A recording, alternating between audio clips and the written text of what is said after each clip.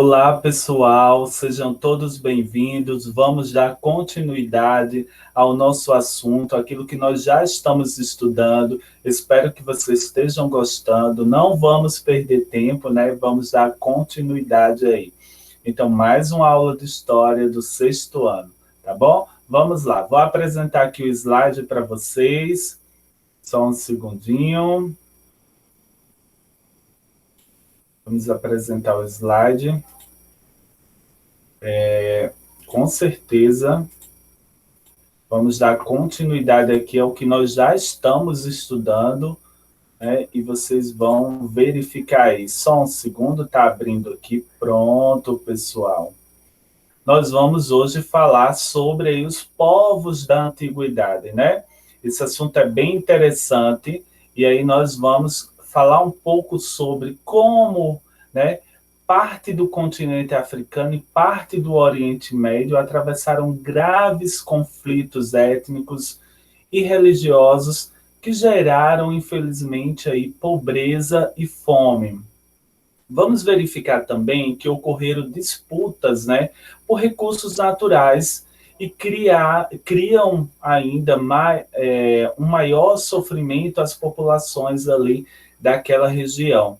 Vamos também verificar que o desenvolvimento de técnicas agrícolas e também e práticas culturais relacionadas à questão dos rios da região são marcas aí da civilização antiga nessa parte do mundo. Então, os rios, eles tinham uma importância muito grande, muito elevada, e nós vamos falar sobre isso e vamos descobrir que importância era essa, tá bom? Fiquem ligadinhos aí na nossa aula, não vamos perder nenhum detalhe, tá ok? Então, dando continuidade aqui, nós vamos falar, né, sobre esses povos da antiguidade, tanto no continente aí africano e também essa parte aí falando sobre o Oriente Médio. Então, a antiga civilização egípcia, né? Nesse capítulo, pessoal, que é o capítulo 4 de vocês, nós vamos identificar as principais características da civilização egípcia. Vamos compreender a importância do Rio Nilo para esse desenvolvimento dessas sociedades. Entender também o conceito de Estado e civilização. Então, nós vamos verificar que Estado tem vários significados e civilização também. Então, fiquem ligadinhos aí para que a gente possa falar um pouco mais sobre isso. Olha só.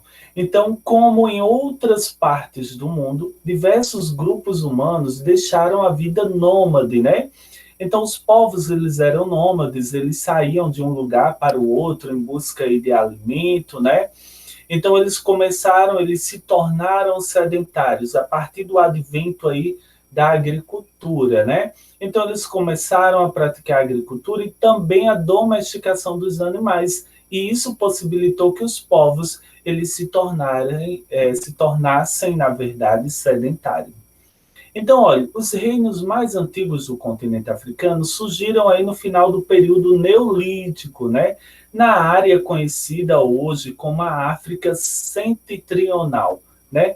É aquela região ali ao norte da linha do Equador, né? Acima da linha do Equador. Os egípcios, pessoal, são um exemplo de civilização nascida nessa região e nesse período da história. Na verdade, o continente africano, mais adiante nós vamos estudar mais sobre ele, ele vai ter uma importância muito grande, né? Nós vamos ver que os africanos, eles contribuíram bastante, né, para toda a humanidade. Na região atualmente denominada África Subsaariana, ao sul do deserto do Saara, né, outros povos nômades também tornaram-se sedentários e eles passaram a se organizar, pessoal, em aldeias e reinos aí no centro e no sul desse continente, né, do continente africano que nós estamos estudando. Então, a África ela é considerada aí como a origem da humanidade. E aí nós vamos entender um pouquinho, nós vamos ver essa linha aqui do tempo, né? Então, o continente africano, ele sofreu profundas alterações climáticas, né, no relevo, levando à formação de uma paisagem bastante diversificada, com desertos, florestas, savanas, pântanos, planaltos, grandes lagos e montes elevados. Né? O maior deserto do mundo é o deserto do Saara, por exemplo, surgiu dessas transformações. Então, aqui ó, você pode ver no mapa, né, a área setentrional que eu falei para vocês. Nós vamos ter aqui ó, o deserto do Saara, vamos ter floresta equatorial, essa parte aqui é conhecida como África subsaariana, né? Nós vamos também ter o deserto de Kalahari, o deserto arábico aqui também. Então, aqui esse mapa traz várias informações importantes e vocês têm esse mapa também aí disponível no livro didático de vocês, aqui o continente africano, tá bom? Vamos lá. Então, nós estamos falando sobre os egípcios, né? O Egito, na verdade, era uma dádiva do Nilo, se dizia, né? Essa frase, na verdade, foi do historiador Heródoto, né, que viveu aí entre 485 a 420 a.C., né? Dádiva, pessoal, quer dizer presente, né? Oferta, tá ok? Então, era assim que era conhecido. O rio teve uma importância muito grande na formação do povo egípcio, né? E nós vamos entender isso mais adiante. As suas margens criaram uma cultura e uma maneira de se organizar totalmente nova, né? Suas águas cortam o nordeste da África, uma região que ela sofre, né? Uma região desértica, e transborda todos os anos, ocupando a margem, né? As margens e deixando esse solo aí fértil. Então o rio aumentava o seu volume, transbordava, e depois esse rio voltava ao seu volume normal, mas as margens do rio ficavam, né, justamente muito fértil, né, justamente por causa do humus aí, que servia, na verdade, como um adubo natural. Né? Então, terminada a temporada das cheias, suas águas, né, voltavam a ocupar o leito normal e deixava a margem aí pronta para o plantio. Então, era muito bom para se plantar ali, e por isso que ele era considerado uma dádiva, um presente, né? E aí nós vamos ver isso aqui mais adiante. Aqui, pessoal, nós vamos ver que existem vários significados para a palavra Estado e também vários significados para a palavra civilização, tá? Depois nós vamos continuar aqui falando dos egípcios, né? Mas é interessante que vocês saibam distinguir aí esses significados.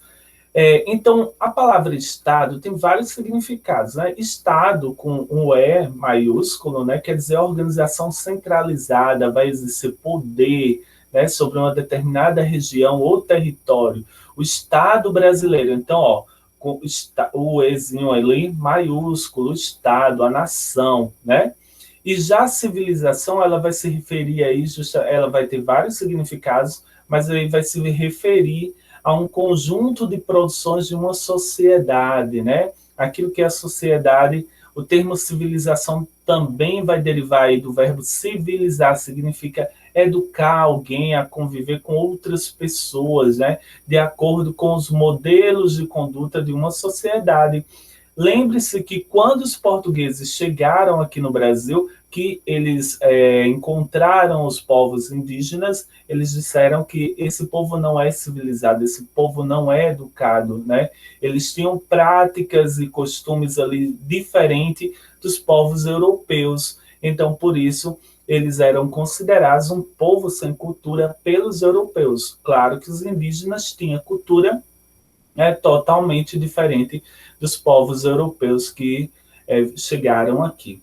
E aí, pessoal, esse mapinha aqui ó, mostra, nós vamos falar, né, sobre o Baixo Egito e o Alto Egito daqui a pouquinho, né, mas eu queria aqui chamar a atenção para vocês, né, sobre o rio Nilo, nós vamos ver aqui, ó, e todas essas áreas aqui são áreas férteis, né, áreas que justamente o rio transbordava e depois ele servia justamente para se plantar.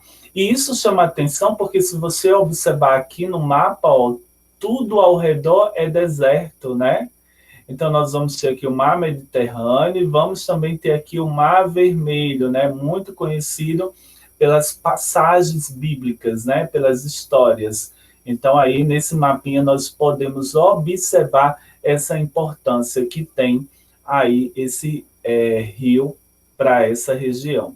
Bom, os monos, né? Vamos entender as primeiras comunidades aí agrícolas que começaram a surgir.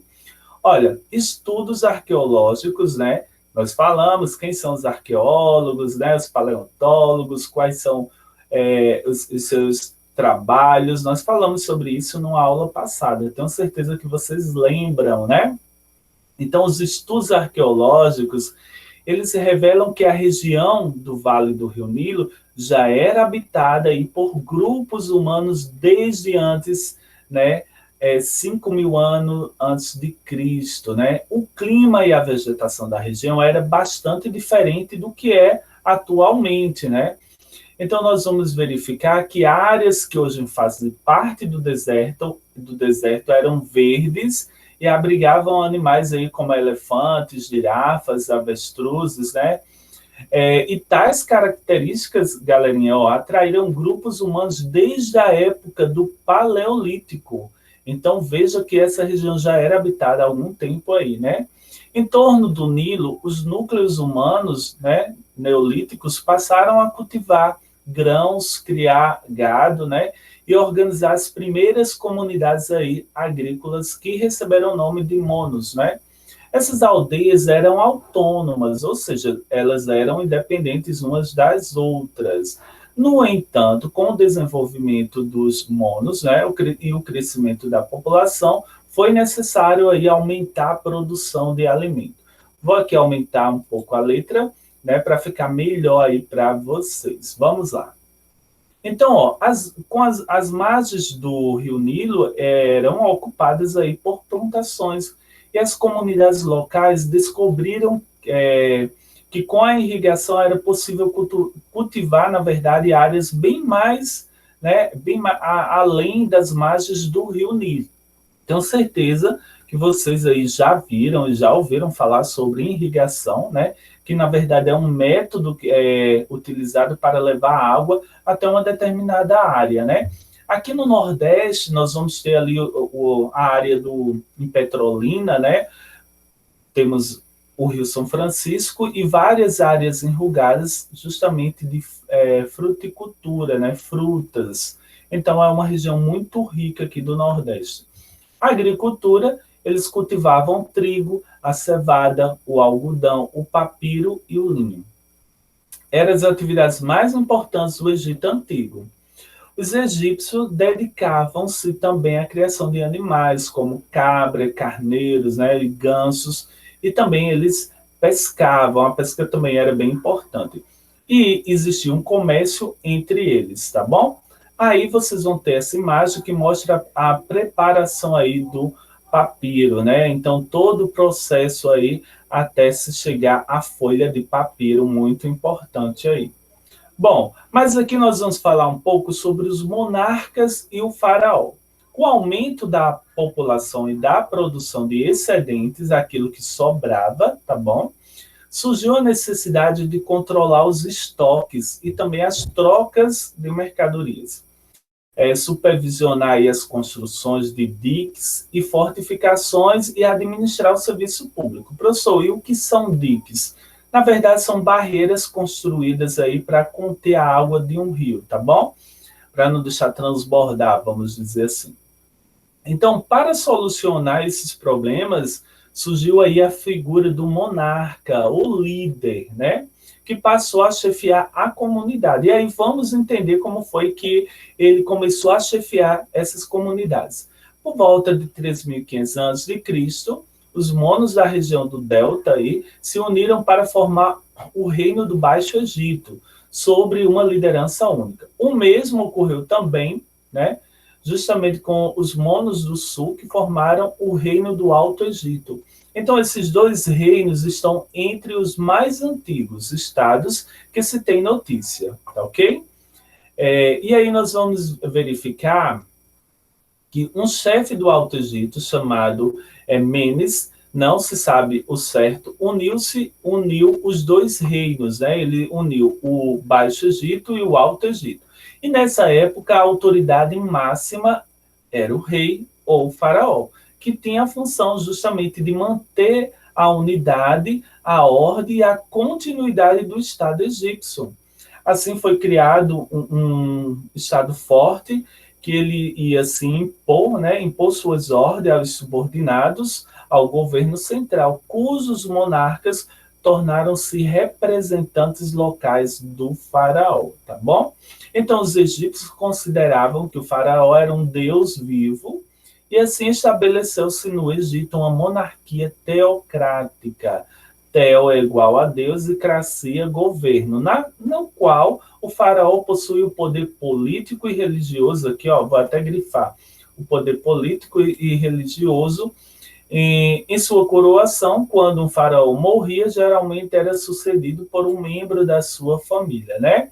Então vamos ter aqui, ó, uma curiosidade aí, a coroa branca, justamente do Alto Egito, a coroa vermelha do Baixo Egito, e depois a coroa dupla, né, que simbolizava aí a união entre o Baixo e o Alto Egito, e assim o Egito se fortaleceu ainda mais com essa unificação do Baixo Egito e do Alto Egito, tá bom? Vamos falar mais um pouquinho sobre isso, tá? Aqui nós temos um texto complementar, mas aí fica para a leitura de vocês em casa.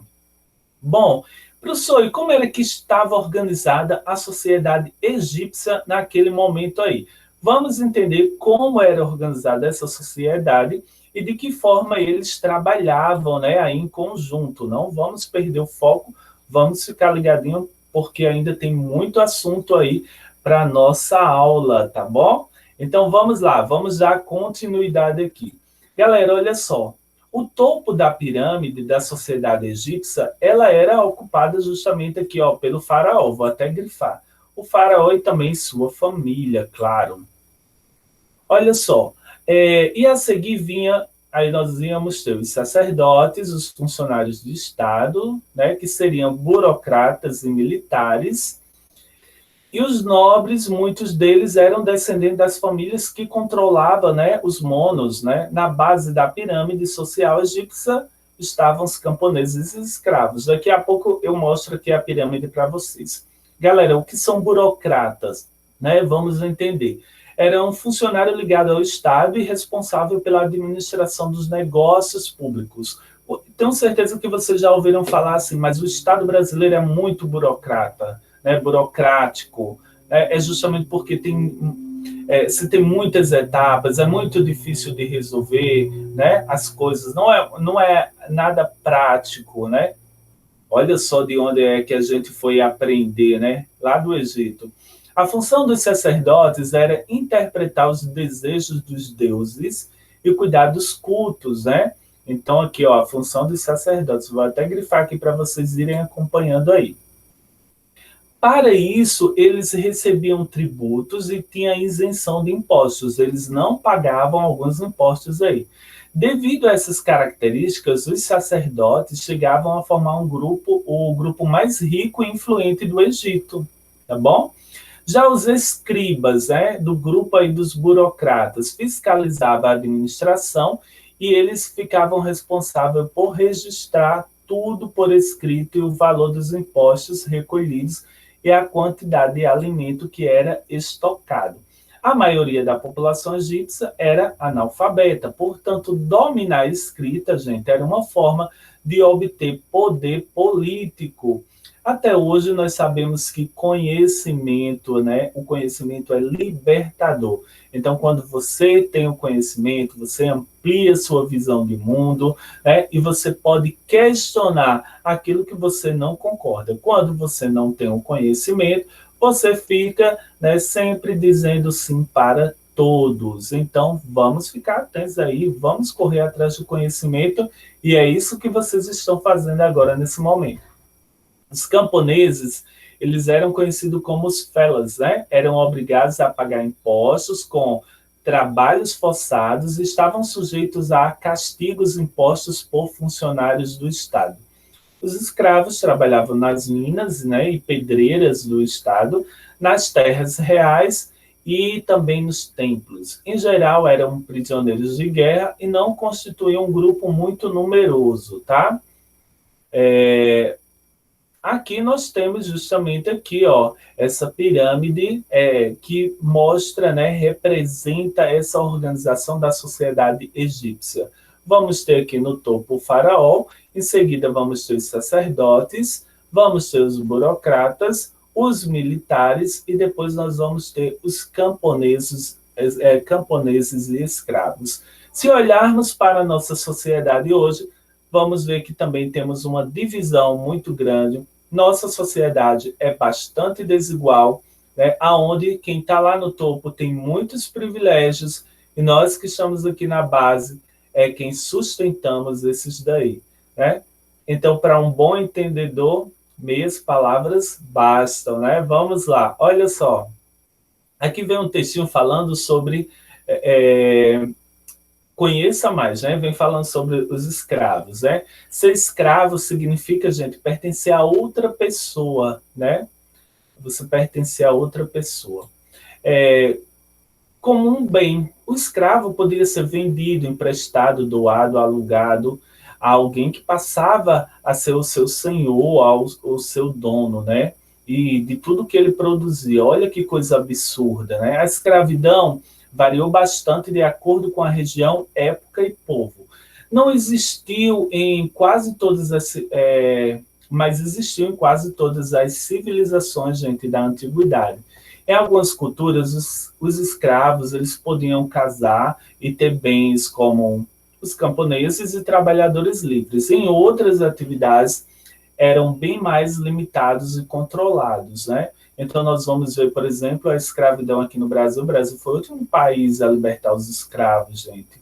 Olha só que coisa triste, né? Mas o povo africano que veio para aqui contribuiu muito para a nossa cultura. Nós estamos falando aqui do Egito e muita gente, com certeza, achou que o Egito ficava em outro continente, né? Porque o Egito é uma região muito rica, né?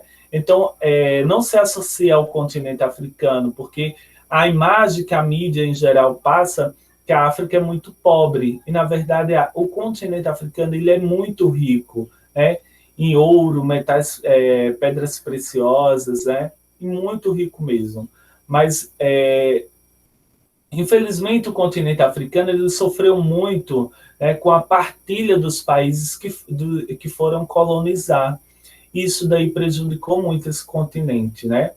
E voltando aqui para falar sobre escravidão, a escravidão tem sido combatida por séculos, né? É uma prática inaceitável, condenada pelas leis e pelos movimentos de direitos humanos. Mesmo assim, ainda existem trabalhadores que atuam em condições precárias com as da escravidão em muitos lugares, incluindo aqui no Brasil, né?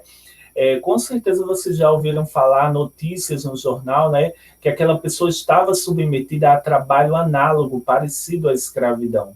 Esses trabalhadores, eles sobrevivem em moradias precárias, recebem salários muito baixos, né, além de exercer suas funções de forma forçada em locais sem as condições mínimas de segurança e salubridade. É muito triste a gente saber que isso ainda acontece, né? Aqui também vem um texto falando sobre os documentos daquela época. Esse texto eu vou deixar para vocês lerem aí, tá? E aqui nós vamos falar sobre os períodos das dinastias, né? Esse assunto também é bem interessante aqui. Mas, pessoal, ainda dá tempo. Vamos dar continuidade. Nós vamos falar um pouquinho mais sobre isso, tá? Vamos lá. Então, depois da unificação do Egito, lá por volta de 3.200 a.C., uma sequência de faraós pertencentes à mesma família, à mesma dinastia, vai suceder aí o poder até a conquista do Egito pelos persas, que ocorre em 525 a.C. Vou tomar um pouquinho d'água aqui. Pessoal, esse longo tempo que ficou conhecido como período dinástico, né, costuma ser dividido em Antigo Império, Médio Império e Novo Império. E aí nós vamos falar sobre esses períodos, é bem importante, é bem interessante, fiquem ligadinhos aí. Olha só, o Antigo Império, né, os faraós, eles promoveram a expansão do território, né, para Oeste, Sul e Nordeste, e consolidaram aí seu poder sobre todo o Egito Antigo.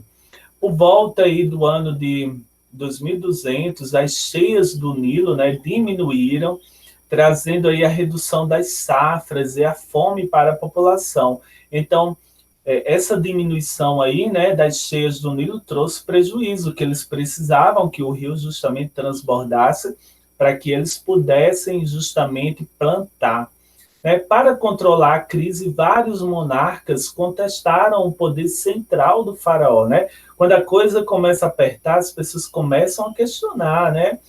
Por exemplo, a gente observa isso também aqui no Brasil. Né? Quando o governo aí, quando as pessoas começam a perder seus empregos, a ter dificuldades financeiras, eles começam a questionar o governo. Mas o que é que o governo está fazendo para melhorar a nossa vida? Isso também aconteceu lá no Egito. Então, ocorreu o enfraquecimento político no Egito, favoreceu aí as invasões de novos, né, de povos asiáticos na região do delta do Nilo. Olha só, então, ocorre aí uma fragilidade, né, justamente desse poder político, e aí se começa a ter essa invasão aí dos povos asiáticos. Bom, professor, e no Médio Império? Vamos ver aí o que foi que ocorreu aí no Médio Império. Pessoal, antes, uma coisa que vai nos chamar bastante atenção são as pirâmides egípcias, né? Aqui você pode ver algumas, e elas são importantes e nós vamos falar mais sobre as pirâmides no decorrer das nossas aulas, tá bom? No Médio Império, aproximadamente em 2000 a.C., os monarcas da região de Tebas, né, no Alto Nilo, expulsaram os invasores asiáticos e devolveram a unidade do Egito aos faraós. Por volta aí de 1800 a.C., começou uma nova onda de invasões. Os Ixos, um povo vindo da Ásia, dominaram boa parte da região, mas a cidade de Tebas, ao sul, resistiu a essa conquista.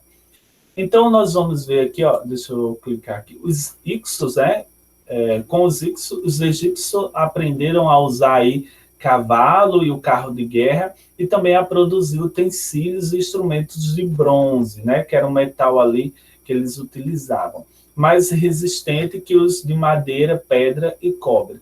Os egípcios conseguiram expulsar os invasores em 1580 a.C., sob o comando do faraó Amoses.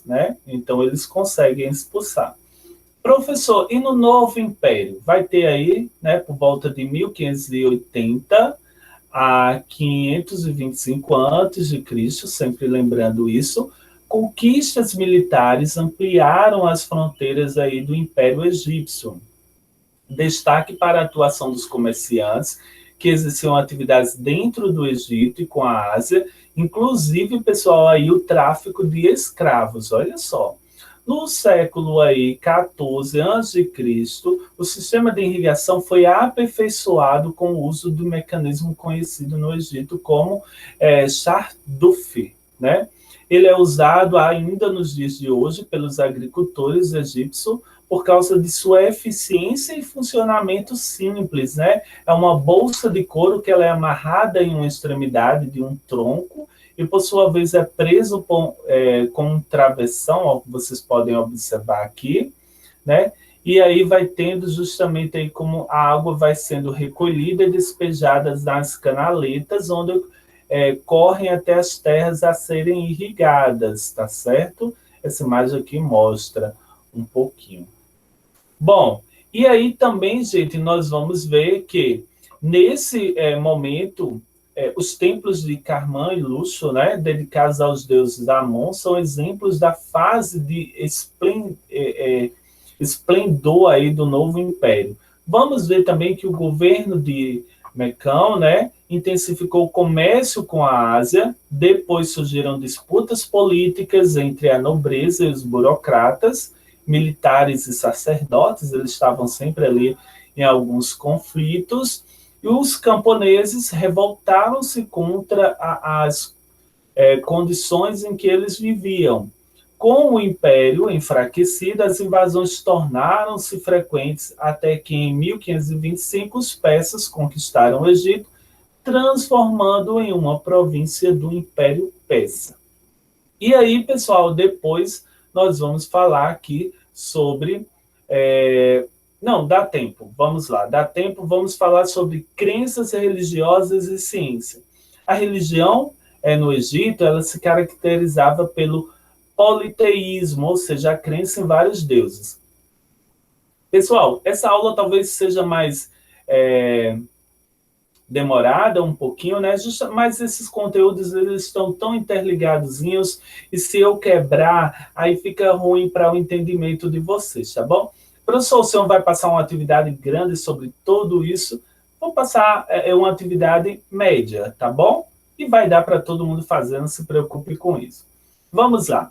Os deuses, eles tinham forma humana e animal e representavam elementos da natureza. Então, eles criam vários deuses. Então, cada mono tinha seus próprios cultos e divindades aí. Após a unificação, o governo do faraó buscou, na verdade, impor a toda a população o culto aos deuses. Amon-Ra, que seria o sol, né? Osíris, a morte, e Ísis, a fertilidade. Porém, mesmo com essa exigência, as divindades locais dos antigos, né, monos lá foram preservadas ao longo de toda a história egípcia. Os egípcios acreditavam que a morte, após a morte, a alma era enviada ao reino dos mortos.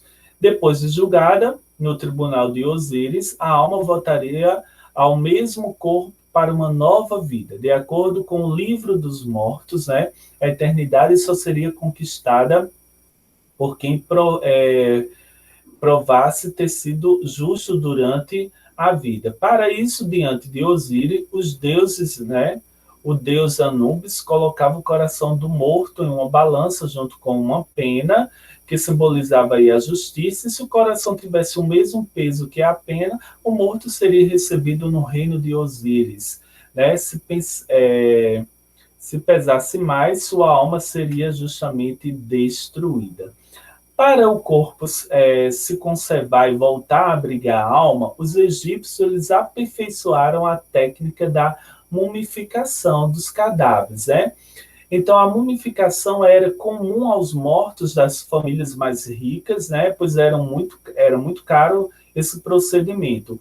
Controlada pelos sacerdotes, a mumificação permitiu aos egípcios, né, desenvolver o conhecimento sobre a anatomia humana, que na verdade é o estudo da forma e da estrutura externa, né, fora e interno de um órgão, né, ou ser vivo. Então, eles contribuíram aí para a medicina. Isso favoreceu o avanço da medicina e o surgimento de especialidades em áreas como fraturas e doenças do estômago e do coração. Os egípcios também desenvolveram astronomia e engenharia, elaboraram um calendário solar que determinava as épocas de plantio e de colheita.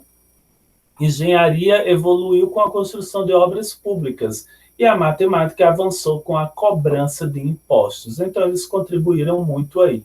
Pessoal, então, observem que as pirâmides, na verdade, também foram construídas justamente para guardar esses corpos mumificados. E nas pirâmides se colocavam toda a riqueza, né, daquela pessoa, porque quando ele voltasse ao seu corpo, né, ele teria ali seus bens. Então, veja que um assuntozinho está interligado aí o outro. Aqui nós vamos ter um infográfico que vem mostrando um pouco, né, do processo da mumificação, que vocês podem ler em casa bem direitinho essa parte. Só que agora, né, o assunto sobre arte fica para a nossa próxima aula, tá bom? Eu espero que vocês tenham gostado, que essa aula tenha sido muito proveitosa e a gente se vê na nossa próxima aula, tá bom? Muito obrigado pela atenção de vocês. Até breve, tá bom? Tchauzinho.